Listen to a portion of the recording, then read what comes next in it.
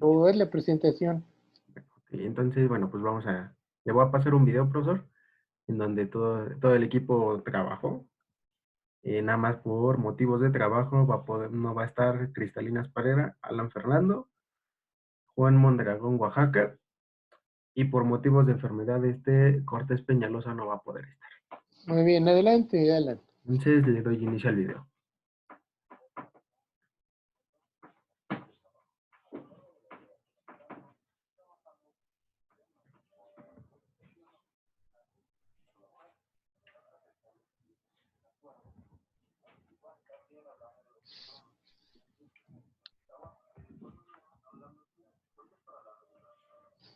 Y le puedes subir un poco el volumen, te lo agradezco, Alan. Sí, profesor, déjeme ver. Le voy a subir y me dice si se escucha mejor. Tu voz te la escucho fuerte, pero el video no. Ok. Mm,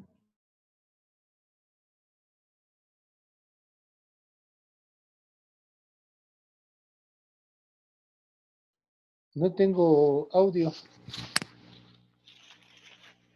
Así ya, a ver, le voy a volver a poner play y me dice si lo escucha bien. ¿Sí?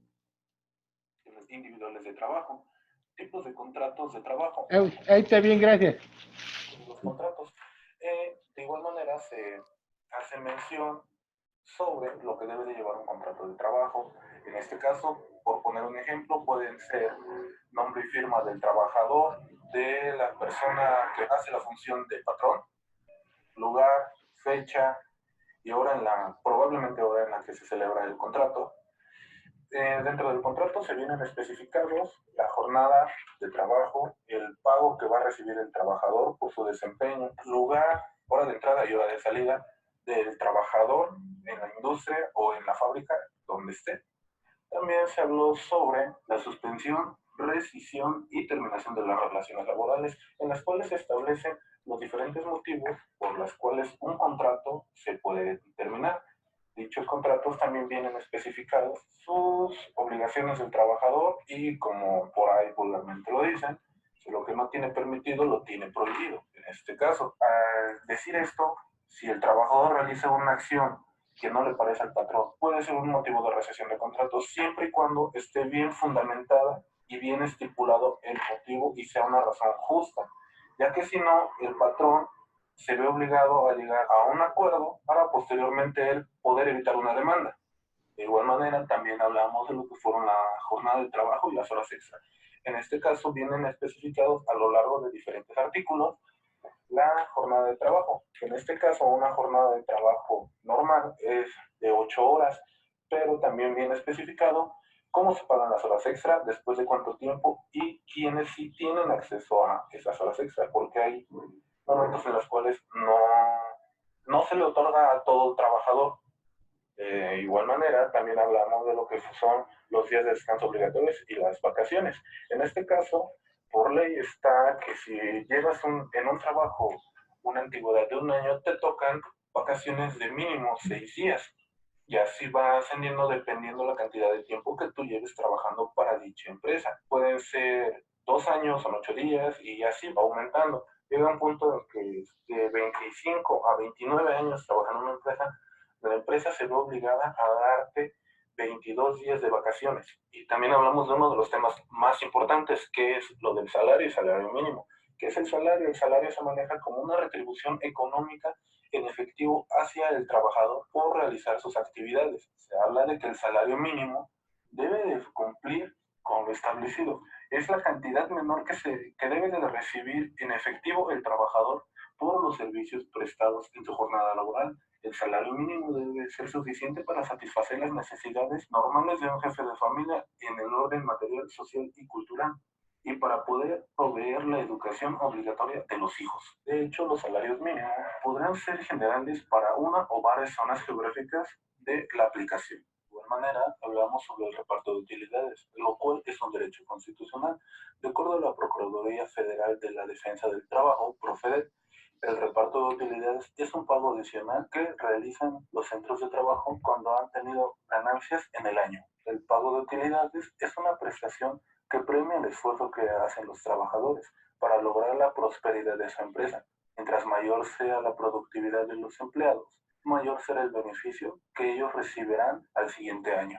Todos los trabajadores que lleven un mínimo de 60 días laborando en la empresa tendrán derecho a lo que es el reparto de utilidades. Dicho en lo anterior, las empresas deben informar a todos sus trabajadores sobre los resultados luego de haber presentado su declaración anual.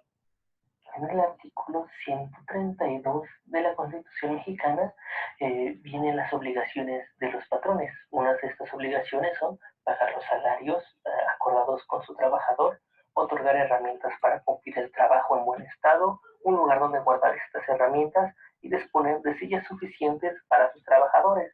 También tener lugares de acceso para personas con alguna discapacidad, tener botiquines, seguir las normas de seguridad, y también dar a conocer los puestos y vacantes a cubrir, cumplir con las disposiciones de emergencia sanitaria, como en el caso de alguna pandemia con el COVID-19 es un ejemplo, proporcionar un lugar para objetos sindicales, descontar los salarios y las cuotas sindicales, permitir práctica e inspección de trabajo, aplicar las deducciones y pagos por pensiones alimenticias, esto es en el caso de las personas que tienen hijos y tienen que darle pensión a sus familias, hacer la deducción y el entero de los créditos otorgados por el Infonacot, ser integrante activo de las comisiones instituidas por disposiciones laborales, otorgar permisos de paternidad por el nacimiento o adopción de un hijo. De aquí vienen las obligaciones de los trabajadores, que es desempeñar sus labores bajo direcciones del patrón o sus representantes, trabajar con intensidad y esmero apropiados, conservar en buen estado los útiles de trabajo proporcionados por el patrón, auxiliar en caso de siniestro o riesgo inminente, avisar al patrón sobre enfermedades contagiosas que padezca, comunicar al patrón sobre las diferencias detectadas en el entorno laboral. Pasamos al tema del derecho de preferencia de antigüedad, ascenso de los trabajadores, derecho de preferencia ante trabajadores del país, a quienes les hayan servido satisfactoriamente por mayoría de tiempo, a quienes no tienen ninguna otra fuente de ingreso económico, tengan a su cargo una familia, a los que hayan terminado su educación básica obligatoria, a los capacitados respecto de los que no lo están, o sea, estos ya son personas que están experimentadas para llevar cierto cargo o cierta actividad y se les da una remuneración económica mucho más grande. En las innovaciones de los trabajadores, si su innovación o invento se hace en la fábrica o compañía, su invento pasará a ser de la compañía. En dado caso de que lo haga en su casa fuera de su trabajo, ese invento y todo lo que viene remunerado sería totalmente suyo. Y bueno, aquí también viene lo que es la regulación del trabajo de las mujeres, que se ha estado buscando la igualdad entre mujeres y hombres desde lo que es la época industrial, porque las jornadas laborales para las mujeres eran muy largas y agotadoras. En el artículo 164 viene estipulado esto: las mujeres disfrutan de los mismos derechos y tienen las mismas obligaciones que los hombres. Y en el artículo 105, las modalidades que se consiguen en este capítulo tienen como propósito fundamental la protección de la maternidad, en dado que pues la mujer o ya tenga un hijo o bien ya esté a punto de dar a luz. Primeramente voy a hablar sobre el contrato colectivo individual de trabajo. Este se basa en el convenio de trabajo que habrá entre un trabajador y un patrón, en el caso de individual, y uno más sindicatos, junto con uno más patrones en el colectivo. En este formato se añaden datos como el nombre y domicilio de los contratantes, jornadas de trabajo, salarios, si es exclusivo del sindicato que lo solicitan, al igual que este debe ser favorable para los trabajadores. Puede revisarse 60 días antes de que este expire para ver posibles cambios, y para ajuste de salario se revisará 30 días antes de cumplir un año el contrato. Por otro lado, tenemos que el contrato ley es entre uno más sindicatos y uno más patrones o uno más sindicatos de patrones. A diferencia del contrato colectivo, este establece las condiciones de una rama determinada de la industria y solo se puede presentar por las 2/3 partes de esa rama de una o varias entidades federativas. También tendrá una revisión de contratos 60 días antes del cumplimiento de un año del contrato. Ahora, el reglamento interno del trabajo, este es el conjunto de disposiciones obligatorias para trabajadores y patrones en el desarrollo de los trabajos en una empresa o establecimiento. Este reglamento la formulará una comisión mixta de representantes de trabajadores y de patrones, el cual contendrá hora de entrada y salida, días y lugares de pago, permisos y licencias. Ahora, hablando sobre la huelga, es cuando una coalición de trabajadores suspenden temporalmente las actividades del trabajo con el fin de conseguir un equilibrio entre los diversos factores de producción y así armonizando el derecho del trabajo con los del capital. Se debe hacer evitando la violencia y limitándose a la suspensión de labores. La huelga terminará cuando exista un acuerdo entre el patrón y el trabajador. Ahora hablando sobre renuncia, es cuando un trabajador, por voluntad propia, manifiesta que ya no quiere seguir laborando. Este presentará una redacción autógrafa escrita y firmada por él mismo, añadiendo la palabra rectifico junto con su firma y huella digital plasmada en el texto. Y finiquito es cuando se salda o termina una cuenta en caso de renuncia.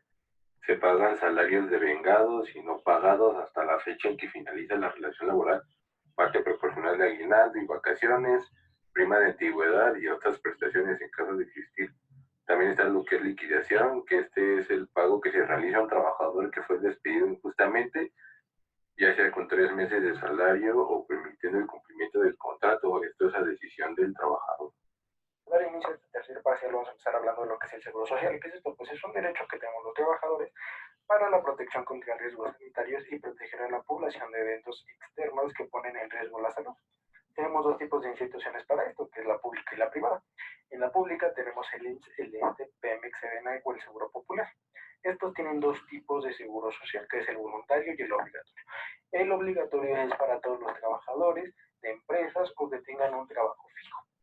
Y tenemos el voluntario, que es para trabajadores ambulantes o que no posean un trabajo fijo.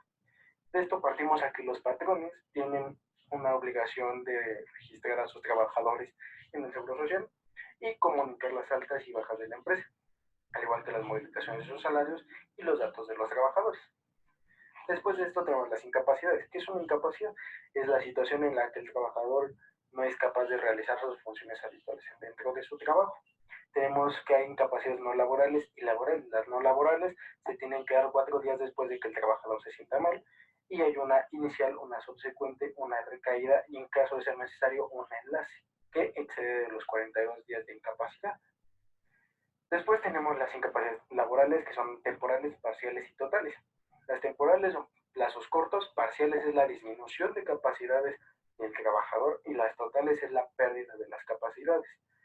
La cantidad de días que se dan de incapacidad van según los años trabajados.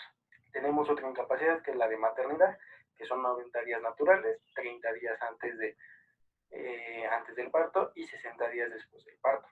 Después de esto procedemos a lo que es la indemnización. ¿Qué es esto? Es un derecho de orden público que se traduce en una compensación económica al trabajador por el desgaste físico e intelectual que realizó a favor del empleador. Esto va de la mano con la incapacidad. En caso de ser parcial o total, se da una indemnización al trabajador para que pueda subsistir más tiempo. En este caso hay una indemnización global o una pensión global. La pensión es para que mes con mes se vaya dando una cantidad adecuada, y la global es para que de un golpe nos den todo el dinero. Y hay una indemnización por muerte, que es para nuestros familiares. Muy buenos días, yo les hablaré de los Infonavit, Afore y de algunos artículos que nos ayudarán para algunas negligencias ante el trabajo y el seguro. Comenzando con el Infonavit, es la institución de fondo para la vivienda de los trabajadores. Este se hace con el fin de que los trabajadores tengan una vivienda digna en 1972, lo cual consiste en que el 5% de tu salario sea pagado al Infonavit para que seas derechohabiente a un crédito para vivienda. Cuando tú ocupas este crédito, debes que pagar no máximo el 30% de tu salario a través de aproximadamente 30 años. Conforme vayas creciendo, teniendo mayor edad en la empresa, eres propenso a tener un menor crédito ante esto. Ahora, este crédito es hipotecario, no es la casa como tal. En el caso de que lo ocupes, se pagará no máximo el 30% de tu salario y el patrón te ayudará con el 5% de ese pago. Los Afores son la administración de fondos monetarios para el retiro. Esto se hace con tal de que tengas una pensión digna ante el IMSS o el ISSSTE o cualquier seguro que tengas.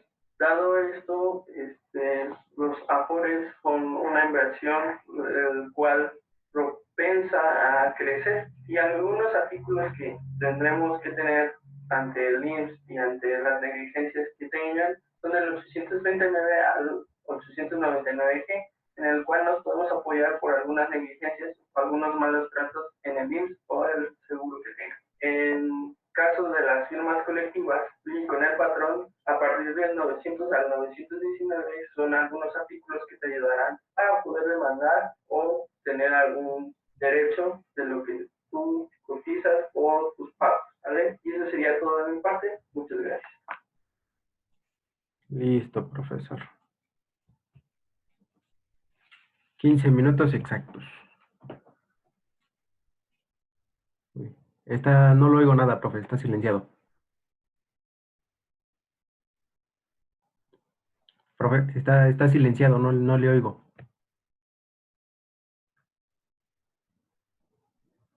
Perdón, mi Alan. Ya termina la grabación. Ok. Ya, pues, ya.